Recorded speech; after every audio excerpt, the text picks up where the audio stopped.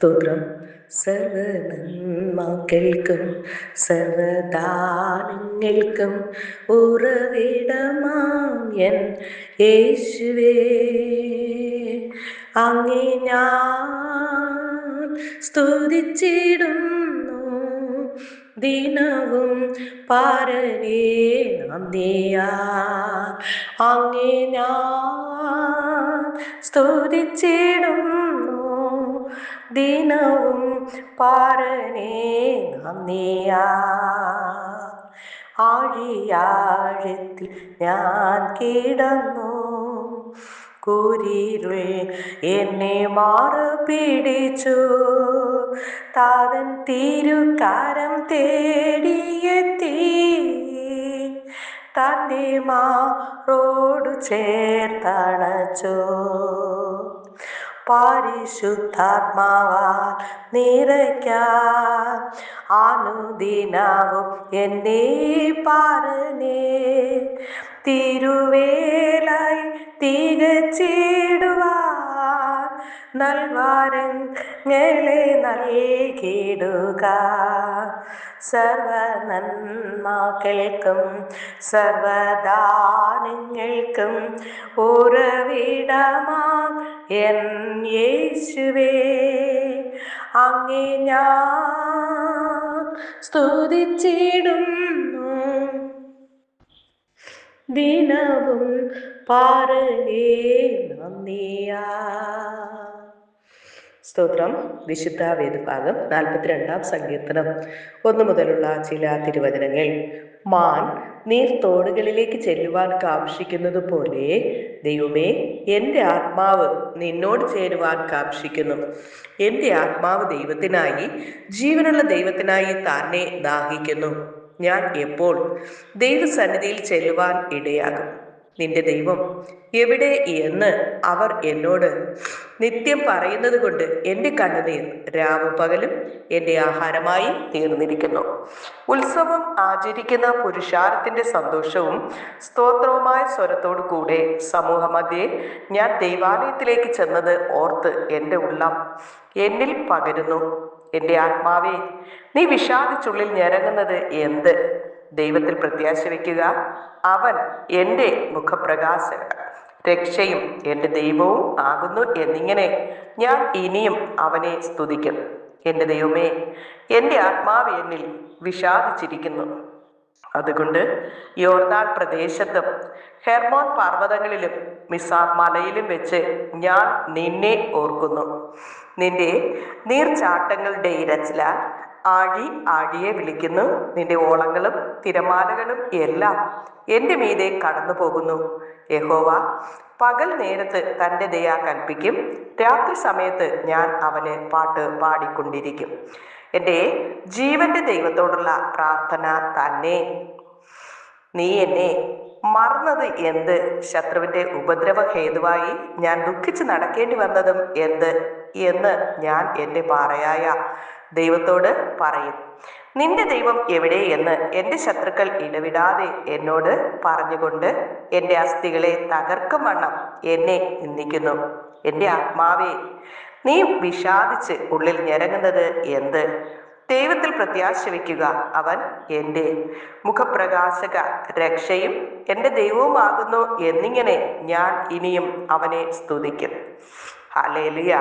ഈ തിരുവചനങ്ങളാൽ ദൈവം നമ്മേവരെയും സമൃദ്ധിയായി അനുഗ്രഹിക്കുമാറാകട്ടെ. ആമേൻ. ദൈവവചനത്തിൽ നിന്ന് അല്പമായി നമുക്ക് ചിന്തിക്കാം. അതിനായി ഹല്ലേലൂയ വിശുദ്ധ വേദഭാഗത്തിൽ നിന്ന് ഒരു ഭാഗം വായിക്കുന്നു. വളരെ ചെറിയ ഒരു ശിക്ഷ എന്നതിനെ കുറിച്ച് ദൈവവചനത്തിലൂടെ നോക്കാം. ഉൽപ്പത്തി പുസ്തകം 4-ാം അധ്യായം 13-ാമത്തെ തിരുവചനം. കയീൻ യഹോവയോട്, എൻ്റെ കുറ്റം പൊറുപ്പാൻ കഴിയുന്നതിനേക്കാൾ വലിയതാകുന്നു. ഹല്ലേലൂയ. കയീൻ തൻ്റെ നിരപരാധിയായ സഹോദരനെ കൊന്നത്, ദൈവത്തോട് കോപിച്ച് അവനോട് ഭോഷ്ക് പറഞ്ഞത്, അവനെ ചോദ്യം ചെയ്തത് തുടങ്ങിയ വളരെ വലിയ പാപം ചെയ്തിട്ടും അവൻ ശിക്ഷിക്കപ്പെടേണ്ട വിധത്തിൽ ദൈവം അവനെ ശിക്ഷിച്ചില്ല. വാസ്തവത്തിൽ അവന് വിധിച്ച ശിക്ഷകൾ മറഞ്ഞിരിക്കുന്ന അനുഗ്രഹം ആയിരുന്നു. എൻ്റെ പാപം എനിക്ക് സഹിക്കുവാൻ കഴിയുന്നതിനേക്കാൾ വലുതായിരിക്കുന്നു എന്ന് പറയുന്നതിന് പകരം നീ എനിക്ക് വിധിച്ച ശിക്ഷ എനിക്ക് സഹിക്കുവാൻ കഴിയുന്നതിനേക്കാൾ വലുതായിരിക്കുന്നു എന്നാണ് കയീൻ പറയുന്നത്. ദൈവം അവനോട് കാണിച്ച അതുല്യമായ സ്നേഹത്തോടുള്ള അവൻ്റെ അവഗണനയായിരുന്നു അത്.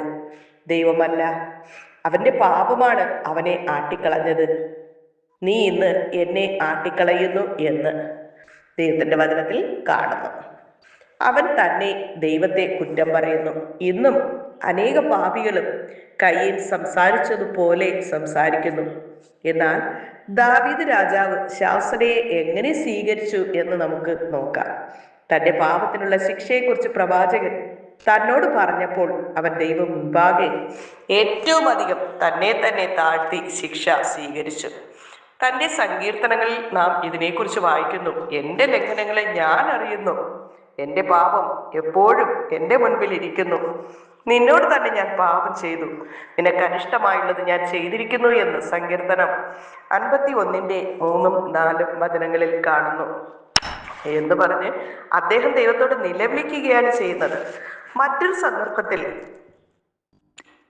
ദൈവത്തോട് ഞാനല്ലോ പാപം ചെയ്തത്, ഞാനല്ലേ കുറ്റം ചെയ്തത്, നിന്റെ കൈ എനിക്കും എൻ്റെ പിതൃഭവനത്തിനും വിരോധമായിരിക്കട്ടെ എന്ന് പ്രാർത്ഥിച്ചു പറഞ്ഞു. 2 ശമൂവേൽ 24:17 കാണുന്നു. പ്രിയരെ, നാമും ദാവീദിന്റെ ഹൃദയം പോലുള്ള ഹൃദയമുള്ളവരായിരിക്കണം എന്ന് ദൈവം ആഗ്രഹിക്കുന്നു. തെറ്റ് ചെയ്യുമ്പോൾ നമ്മെ തന്നെ താഴ്ത്തി എസ്രായെ പോലെ എസ്രാ 9:13 കാണുന്നത്, ദൈവമേ, നീ ഞങ്ങളുടെ അകൃത്യങ്ങൾക്ക് തക്കവണ്ണം ഞങ്ങളെ ശിക്ഷിച്ചില്ല എന്ന് പറയാം. അവൻ നമ്മുടെ പാപങ്ങൾക്കൊത്തവണ്ണം നമ്മോട് ചെയ്യുന്നില്ല, നമ്മുടെ അകൃത്യങ്ങൾക്കൊത്തവണ്ണം നമ്മോട് പകരം ചെയ്യുന്നതുമില്ല എന്ന് സങ്കീർത്തനം 103:10 കാണുന്നു. പ്രിയരെ, നമ്മുടെ ജീവിതങ്ങളിലെ കുറവുകൾ യേശുവിനോട് ഏറ്റുപറഞ്ഞുപേക്ഷിച്ച് യേശുവിൻ്റെ രക്തം സകല പാപവും പോക്കി നമ്മെ ശുദ്ധീകരിക്കുന്നു.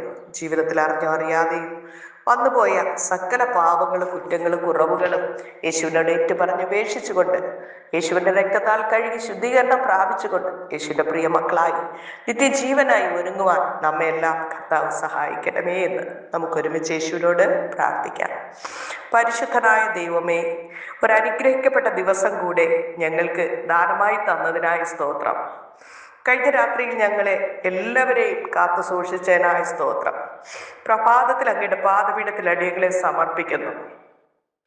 ഹല്ലേലൂയ. അപ്പേ, ഈ പ്രാർത്ഥനയിൽ പങ്കെടുക്കുന്ന എല്ലാ മക്കളെയും കുടുംബമായി യേശുവിന്റെ തൃക്കരങ്ങളിൽ ഏൽപ്പിക്കുന്നു. ഹല്ലേലൂയ.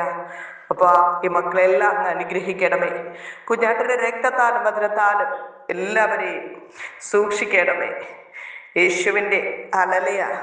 അമ്മേ, പ്രിയ മക്കളായി ജീവിപ്പാൻ തക്കോണം എല്ലാ പ്രിയപ്പെട്ടവരെയും സഹായിക്കണമേ. വിവിധ വിഷയങ്ങൾ പ്രാർത്ഥന ആവശ്യപ്പെട്ടിരിക്കുന്ന എല്ലാ മക്കളുടെയും വിഷയങ്ങൾ സ്തോത്രത്തോടുകൂടി അപ്പൻ്റെ കരങ്ങളിൽ ഏൽപ്പിക്കുന്ന അങ്ങ് ശ്രദ്ധ വെച്ച് കേട്ട് തക്ക സമയം മറുപടി നൽകി മാനിക്കുന്ന അനുഗ്രഹിക്കുന്ന ഞങ്ങളെ നിത്യജീവനായി ഒരുക്കുന്ന ദൈവമായിരിക്കാൻ നന്ദി പറയുന്നു കർത്താവേ. നാശകരമായ കുഴിയിലും കുഴഞ്ഞ ചേറ്റിലും കിടക്കുന്ന ഓരോ മക്കളെയും യേശുവിന്റെ രക്തത്താൽ കഴുകി ശുദ്ധീകരിച്ച് യേശുവിന്റെ പ്രിയ മക്കളായി ജീവിപ്പാൻ തക്കവണ്ണം മകൾ ഭാഗ്യം അങ്ങ് നൽകണമേ. ഈ പാപം നിറഞ്ഞ ലോകത്തിൽ അടിയങ്ങളായിരിക്കുന്ന നാഥ, പാപം കൂടാതെ വിശുദ്ധിയോടെ നിലനിൽപ്പാൻ ആവശ്യമായ ദൈവകൃപ അങ്ങ് പാർന്നപ്പ കർത്താവേ. യേശു കർത്താവ് ഉയർത്തെഴുന്നേറ്റപ്പോൾ പറഞ്ഞത്, ഞാൻ പോയിട്ട് പരിശുദ്ധാത്മാവെന്ന കാര്യസ്ഥനെ എന്നേക്ക് നിങ്ങളോടുകൂടെ ഇരിക്കേണ്ടതിനും സകല സത്യത്തിലും വഴി നടത്തേണ്ടതിനുമായി നിത്യജീവന് ഒരുക്കുവാൻ തക്കവണ്ണം കാര്യസ്ഥനായി ഞങ്ങളുടെ അരികിൽ അയച്ചു തന്ന ആ പരിശുദ്ധാത്മാവിൻ്റെ അനുസരണത്തിൽ നിയന്ത്രണത്തിൽ ജീവിപ്പാൻ ഞങ്ങളെല്ലാം അങ്ങ് സഹായിക്കണം. പാപത്തെക്കുറിച്ച്, നീതിയെക്കുറിച്ച്, ന്യായത്തെക്കുറിച്ച് ബോധം വരുത്തുന്ന പരിശുദ്ധാത്മാവ് തന്നെ ഈ പ്രാർത്ഥനയിൽ പങ്കെടുക്കുന്ന എല്ലാ മക്കളെയും അവരുടെ കുടുംബങ്ങളെയും നിയന്ത്രിക്കണമേ, നടത്തണമേ എന്ന് പ്രാർത്ഥിക്കുന്നു. അപ്പ അനുഗ്രഹിക്കും, ആനിക്ക് കൃപയ്ക്കുള്ളിൽ മറച്ചുകൊള്ളും. യേശു കർത്താവിന്റെ നാമത്തിൽ ചോദിക്കുമ്പോൾ കൃപയോടെ കേൾക്കണം നല്ല പിതാവേ. ആമേൻ. God bless you. യേശുവിന്റെ സമാധാനം സകല ഹൃദയങ്ങളിൽ നിറയുമാറാകട്ടെ. ആമേൻ. സ്തോത്രം. ഹല്ലേലൂയ.